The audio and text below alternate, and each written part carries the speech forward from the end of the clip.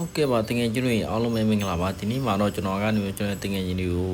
ခရစ်မော်လုံးနီလေးကိုမျှဝေပေးလိုက်ပါတော့ဗောနော်ဒီမော်လုံးနီလေးကတော့လွယ်ကူရိုးရှင်းပြီးတော့ဗောနော်ကိုယ့်ရဲ့အိမ်မှာမိသားစုနဲ့အတူတူလှူစားခြင်းလို့ပဲဖြစ်ဖြစ်ဒါမှမဟုတ်ကိုယ့်ရဲ့ဆိုင်ထဲမှာတင်ရောင်းခြင်းလို့ပဲဖြစ်ဖြစ်ဒီနီလန်းလေးကိုအသုံးပြုလို့ရပါတယ်ခင်ဗျာဟုတ်ကဲ့အရင်ဦးဆုံးအနေနဲ့ကျွန်တော်ဒီမှာကြက်ဥ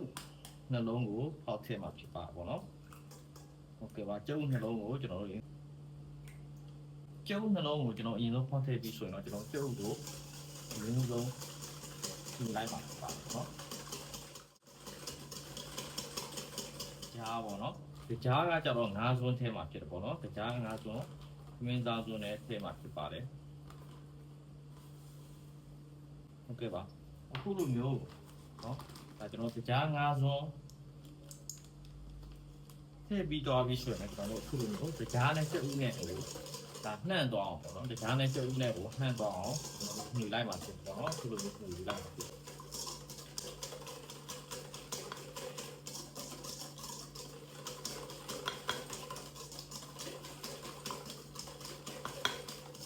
ဟုတ်ကဲ့အခုလိုမျိုးဒါကြားနဲ့ကြက်ဥနဲ့နှံ့သွားပြီဆိုရင်ရှီထဲမှာပေါ့နော်ရှီကကြတော့၄စွန်းထဲမှာဖြစ်တယ်ပေါ့နော်ရှီကကြရှီက၄စွန်းကျွန်တော်ထည့်ပြီးတော့အဲ့လိုမျိုးပဲနောက်တစ်ခါထပ်ပြီးတော့ညှိလိုက်မှာဖြစ်ပါတော့ပေါ့နော်နွားနိုးထဲမှာဖြစ်ပေါ့နော်ဟုတ်ကဲ့နွားနိုးကကြတော့ကျွန်တော်300 g ကိုသုံးပြီးထားတာဖြစ်ပါတယ်ပေါ့နော်မှာဂျုံကိုထဲမှာဖြစ်ပါတယ်ပေါ့နော်ဂျုံကကြတော့130 g သုံးပြီးထားတာဖြစ်ပါတယ်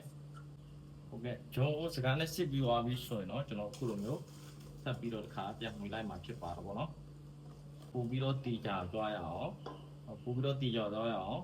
အခုလိုမျိုးဒီတဲကိုကျွန်တော်ကနေပြီးတော့ပြန်ပြီးတော့စစ်ထဲမှာဖြစ်တယ်ပေါ့နော်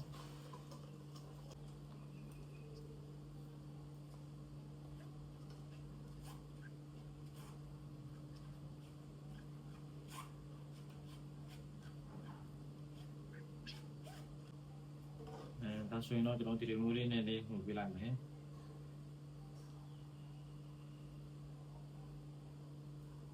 โอเคဒါဆိုရင်တော့ကျွန်တော်တို့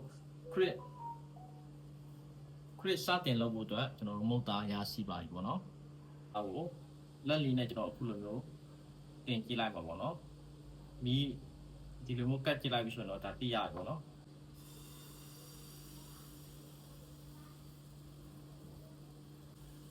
ပြင်တယ်ဦးနှခမ်းကိုအခုလိုမျိုးကျွန်တော်ကစားလိုက်မယ်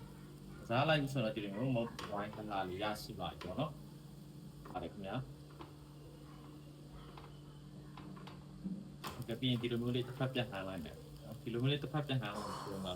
မုတ်ကပို့ပြီးတော့ကြက်ဖို့အတွက်ကိုတေးကြသွားပါပြီပေါ့နော်ဟုတ်ကဲ့ပါမုတ်သားတွေရရှိသွားပြီဆိုရင်တော့ကျွန်တော်ဒါအခုဆိုရင် decoration ပြင်ဆင်ပေါ့နော်အလှဆင်မှုအတွက်ကိုကျွန်တော်တို့ဒါကိုယ့်ရဲ့ဆိုင်ထဲမှာရောင်းချင်လို့ပဲဖြစ်ဒါမှမဟုတ်ဘူးဆိုရင်ကျွန်တော်တို့ကိုယ့်ရဲ့အိမ်မှာဒါမိသားစုနဲ့အတူပေါ့နော်လှူစားချင်လို့ပဲဖြစ်ဒီနီလန်းလေးကိုကိုယ့်ရဲ့ idea ရှိသလိုမျိုးပေါ့နော်ကျွန်တော်တို့အသုံးပြုလို့ရပါတယ်ဟုတ်ကဲ့ပါအရင်ဆုံးအနေနဲ့အလဲထဲမှာပေါ့နော်ကျွန်တော်ဒီ chocolate color မျိုးထည့်မှာဖြစ်တယ်ပေါ့နော်ဟုတ်ကဲ့ chocolate color မျိုးကိုလည်းကျွန်တော်လုံးနီလေးကိုမျှဝေပေးထားတယ်ပေါ့နော်ကျွန်တော်ရဲ့ဒီဗီဒီယိုလေးမှာကြည့်ရှုလို့ရပါတယ်ပေါ့နော်ဟုတ်ကဲ့ပါပြီးနောက်ထပ်တစ်ချက်ကိုလည်းထူနီးတူစွာပဲပေါ့နော်ကျွန်တော် chocolate color မျိုးလေးကိုအလဲထဲမှာထည့်လိုက်မှာဖြစ်တယ်ပေါ့နော်ဟုတ်ကဲ့ပါအဲ့လိုထည့်ပြီးဆိုရင်တော့ကျွန်တော်တို့